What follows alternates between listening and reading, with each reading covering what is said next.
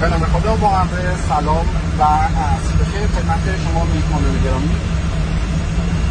طلبان پرواز هستم. مقدم شما عزیزان رو به پرواز شماره 1080 به مقصد تهران فرودگاه مهرآباد رو گرامی می‌دارم.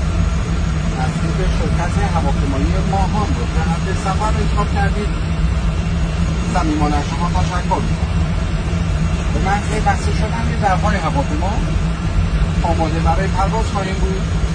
اطلاعات بیشتر در طول مسیر خدمت شما عزیزان ارائه خواهم کرد. متشکرم. Good evening, ladies and gentlemen. This is your captain speaking.